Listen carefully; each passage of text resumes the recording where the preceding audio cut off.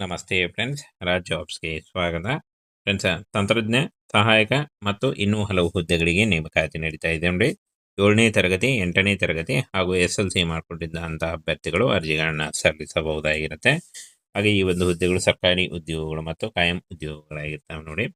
ಇನ್ನು ಈ ಒಂದು ಹುದ್ದೆಗಳಿಗೆ ಅಫಿಷಿಯಲ್ ವೆಬ್ಸೈಟ್ಗೆ ಹೋಗಿ ಆನ್ಲೈನ್ ಅಪ್ಲಿಕೇಶನ್ ಫಾರ್ಮ್ ತುಂಬುವುದರ ಮೂಲಕ ನೀವು ಅರ್ಜಿಗಳನ್ನ ಸಲ್ಲಿಸಬೇಕಾಗತ್ತೆ. ಸಂಪೂರ್ಣ ಮಾಹಿತಿಯನ್ನು ತಿಳಿಸ್ಕೊಡ್ತೀನಿ, ವಿಡಿಯೋನ ಕೊನೆವರೆಗೆ ನೋಡಿ. ಹಾಗೂ ಇದುವರೆಗೂ ಯಾರು ನಮ್ಮ ಟೆಲಿಗ್ರಾಮ್ ಚಾನಲ್ಗೆ ಜಾಯ್ನ್ ಆಗಿಲ್ಲ, ಈಗಲೇ ಜಾಯ್ನ್ ಆಗಿ ಹೆಚ್ಚಿನ ಉದ್ಯೋಗ ಮಾಹಿತಿಗಾಗಿ. ಹಾಗೆ ಈ ಒಂದು ಹುದ್ದೆಗಳ ಅಪ್ಲಿಕೇಶನ್ ನೋಟಿಫಿಕೇಶನನ್ನು ಏನು ನಮ್ಮ ಟೆಲಿಗ್ರಾಮ್ ಚಾನಲ್ ಇರುತ್ತೆ ನೋಡಿ, ಅಲ್ಲಿ ಹೋಗಿ ನೀವು ಡೌನ್ಲೋಡ್ ಮಾಡಿಕೊಂಡು ಇನ್ನೂ ಹೆಚ್ಚಿನ ಮಾಹಿತಿಯನ್ನು ತಿಳ್ಕೊಳ್ಬಹುದು ನೋಡಿ. ಇಲ್ಲಿ 140 ಹುದ್ದೆಗಳಿದ್ದಾವೆ, ತಂತ್ರಜ್ಞ ಮತ್ತು ಸಹಾಯಕ ಹುದ್ದೆಗಳು ಹಾಗೂ ಇನ್ನೂ ಹಲವು ಹುದ್ದೆಗಳಿದ್ದಾವೆ ನೋಡಿ.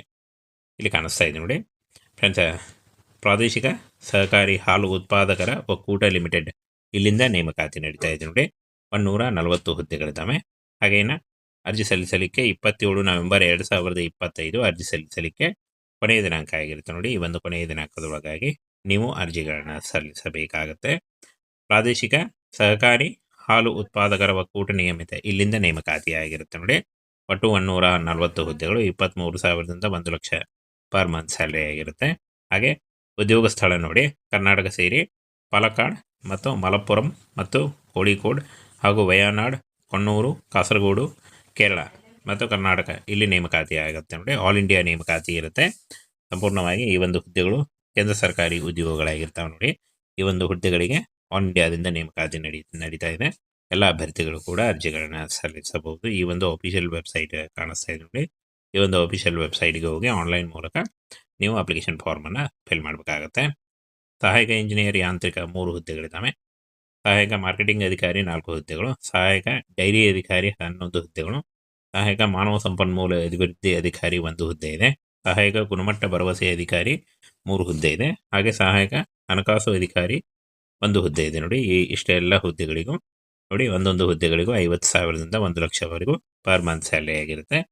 ಇನ್ನು ಸಹಾಯಕ ವೈದ್ಯಾಧಿಕಾರಿ 1 ಹುದ್ದೆ ಇದೆ, ಸಹಾಯಕ ಖರೀದಿ ಅಧಿಕಾರಿ 3 ಹುದ್ದೆಗಳು, ಸಹಾಯಕ ಇಂಜಿನಿಯರ್ ಉಪಕರಣ 1 ಹುದ್ದೆ ಇದೆ, ಸಹಾಯಕ ಇಂಜಿನಿಯರ್ ವಿದ್ಯುತ್ 1 ಹುದ್ದೆ ಇದೆ, ಸಿಸ್ಟಮ್ ಮೇಲ್ವಿಚಾರಕ 5 ಹುದ್ದೆ ಇದೆ ನೋಡಿ. 39,000ದಿಂದ 1 ಲಕ್ಷ ಪರ್ ಮಂತ್ ಸ್ಯಾಲರಿ ಆಗಿರುತ್ತೆ. ಮಾರ್ಕೆಟಿಂಗ್ ಆಯೋಜಕ 3 ಹುದ್ದೆಗಳಿದ್ದಾವೆ, 34,000ದಿಂದ 93,000 ಪರ್ ಮಂತ್ ಸ್ಯಾಲರಿ ಆಗಿರುತ್ತೆ. ಹಾಗೆ ಕಿರಿಯ ಸಹಾಯಕ 24 ಹುದ್ದೆಗಳಿದ್ದಾವೆ, ಕಿರಿಯ ಮೇಲ್ವಿಚಾರಕ 10 ಹುದ್ದೆಗಳಿದ್ದಾವೆ, ಮಾರ್ಕೆಟಿಂಗ್ ಸಹಾಯಕ 1 ಹುದ್ದೆ ಇದೆ ನೋಡಿ. 29,000ದಿಂದ 85,000ವರೆಗೂ ಪರ್ ಮಂತ್ ಸ್ಯಾಲರಿ ಆಗಿರುತ್ತೆ. ಮಾರ್ಕೆಟಿಂಗ್ ಸಹಾಯಕ 1 ಹುದ್ದೆ ಇದೆ, ಪ್ರಯೋಗಾಲಯ ಸಹಾಯಕ 4 ಹುದ್ದೆಗಳು, ತಂತ್ರಜ್ಞ ಗ್ರೇಡ್ 2 17 ಹುದ್ದೆಗಳಿದ್ದಾವೆ ಮತ್ತು ಸಹಾಯಕ ಈ ಒಂದು ಹುದ್ದೆಗಳಿಗೆ 47 ಹುದ್ದೆಗಳಿದ್ದಾವೆ. 23,000ದಿಂದ 56,000ವರೆಗೂ ಪರ್ ಮಂತ್ ಸ್ಯಾಲರಿ ಆಗಿರುತ್ತೆ ನೋಡಿ. 7ನೇ ತರಗತಿ, 8ನೇ ತರಗತಿ, SLC, ITI, CA, ICWA, BVSC, LLB, ಯಾವುದೇ degree, BE, BTech, BSc, BCom ಪದವಿ, ಸ್ನಾತಕೋತ್ತರ ಪದವಿ, ಡಿಪ್ಲೊಮಾ, MBA, MS, MSc ಮತ್ತು ME, MTech ನೋಡಿ. ಈ ಒಂದು ಇಷ್ಟೊಂದು ಎಜುಕೇಷನ್ನಲ್ಲಿ ಯಾವುದಾದ್ರೂ ಒಂದನ್ನು ಮಾಡ್ಕೊಂಡಿದ್ರು ಕೂಡ ನೀವು ಈ ಒಂದು ಹುದ್ದೆಗಳಿಗೆ ಅರ್ಜಿಗಳನ್ನ ಸಲ್ಲಿಸಬಹುದಾಗಿರುತ್ತೆ. ಆನಂತರ ಯಾವ ಒಂದು ಹುದ್ದೆಗಳಿಗೆ ಏನು ಒಂದು ಅರ್ಹತೆ ಅಂತ ನೋಡೋದಾದರೆ, ಸಹಾಯಕ ಇಂಜಿನಿಯರ್ ಯಾಂತ್ರಿಕ ಪದವಿ, BE, BTech, ME, MTech ಆದಂಥ ಅಭ್ಯರ್ಥಿಗಳಿಗೆ, ಸಹಾಯಕ ಮಾರ್ಕೆಟಿಂಗ್ ಅಧಿಕಾರಿ ಯಾವುದೇ ಡಿಗ್ರಿ, BE, BTech ಪದವಿ, ಸ್ನಾತಕೋತ್ತರ ಪದವಿ, ಯಾವುದೇ ಪದವಿ ಹಾಗೂ MBA ಕರೀತಾರೆ ನೋಡಿ. ಸಹಾಯಕ ಡೈರಿ ಅಧಿಕಾರಿ ಪದವಿ, BE, BTech. ನಂತರ ಸಹಾಯಕ ಮಾನವ ಸಂಪನ್ಮೂಲ ಅಧಿಕಾರಿ ಪದವಿ, LLB, ಸ್ನಾತಕೋತ್ತರ ಪದವಿ ಮತ್ತು ಡಿಪ್ಲೊಮಾ, MBA ಆದಂಥ ಅಭ್ಯರ್ಥಿಗಳು. ಸಹಾಯಕ ಗುಣಮಟ್ಟ ಭರವಸೆ ಅಧಿಕಾರಿ ಪದವಿ, BE, BTech, MSc ಮತ್ತು MS ಕೇಳಿದ್ದಾರೆ ನೋಡಿ. ಹಾಗೆ ಸಹಾಯಕ ಹಣಕಾಸು ಅಧಿಕಾರಿ CE ಮತ್ತು CA, ICWA ಈ ಒಂದು ಆದಂಥ, ಅಂದರೆ ಈ ಒಂದು ಎಜುಕೇಷನ್ ಆದಂಥ ಅಭ್ಯರ್ಥಿಗಳ ಅರ್ಜಿಗಳನ್ನು ಸಲ್ಲಿಸಬಹುದು. ಹಾಗೆ ಸಹಾಯಕ ಪಶುವೈದ್ಯಾಧಿಕಾರಿ ಯಾವುದೇ ಡಿಗ್ರಿ ಮತ್ತು BVSC, ಹಾಗೆ ಸಹಾಯಕ ಖರೀದಿ ಅಧಿಕಾರಿ ಕೂಡ ಡಿಗ್ರಿ ಕೇಳಿದ್ದಾರೆ ನೋಡಿ. ಹಾಗೇನೆ ಸಹಾಯಕ ಇಂಜಿನಿಯರ್ ಉಪಕರಣ ಪದವಿ ಕೇಳಿದ್ದಾರೆ, ಸಹಾಯಕ ಇಂಜಿನಿಯರ್ ವಿದ್ಯುತ್ನಲ್ಲಿ ಇದಕ್ಕೂ ಕೂಡ ಪದವಿ ಕೇಳಿದ್ದಾರೆ. ಸಿಸ್ಟಮ್ ಮೇಲ್ವಿಚಾರಕ ನೋಡಿ ಪದವಿ ಅಥವಾ ಡಿಪ್ಲೊಮಾ, ಸ್ನಾತಕೋತ್ತರ ಪದವಿ ಆದಂಥ ಅಭ್ಯರ್ಥಿಗಳು ಯಾವುದೇ ಡಿಪ್ಲೊಮಾ ಮಾಡಿದರೂ ನೀವು ಅರ್ಜಿಗಳನ್ನು ಸಲ್ಲಿಸಬಹುದು. ಹಾಗೆ ಮಾರ್ಕೆಟಿಂಗ್ ಆಯೋಜಕ ಪದವಿ ಅಥವಾ MBA ಕೇಳಿದ್ದಾರೆ. ಕಿರಿಯ ಸಹಾಯಕ ಯಾವುದೇ ಡಿಗ್ರಿ, BCom. ಕಿರಿಯ ಮೇಲ್ವಿಚಾರಕರು ಯಾವುದೇ ಡಿಗ್ರಿ, BCom, BSc ಅಥವಾ ಪದವಿ ಕೇಳಿದ್ದಾರೆ ನೋಡಿ. ವಯೋಮಿತಿಯನ್ನು ನೋಡೋದಾದರೆ 18ರಿಂದ 40 ವರ್ಷದ ಒಳಗಿನವರು ಅರ್ಜಿಗಳನ್ನು ಸಲ್ಲಿಸಬಹುದು. ಇನ್ನು ವಯೋಮಿತಿ ಸಡಿಲಿಕೆ ಕೂಡ ಇರುತ್ತೆ. OBC ಅಭ್ಯರ್ಥಿಗಳಿಗೆ 3 ವರ್ಷ, SC ಅಭ್ಯರ್ಥಿಗಳಿಗೆ 5 ವರ್ಷ, PWD ಅಭ್ಯರ್ಥಿಗಳಿಗೆ 10 ವರ್ಷಗಳ ವಯೋಮಿತಿ ಸಡಿಲಿಕೆ ಕೂಡ ಇರುತ್ತೆ. ಆದಷ್ಟು ನಿಮ್ಮ ವಯಸ್ಸಿನ ಲೆಕ್ಕಾಚಾರ ಮಾಡಿಕೊಂಡು ನೀವು ಈ ಒಂದು ಹುದ್ದೆಗಳಿಗೆ ಅರ್ಜಿಗಳನ್ನು ಸಲ್ಲಿಸಬಹುದು.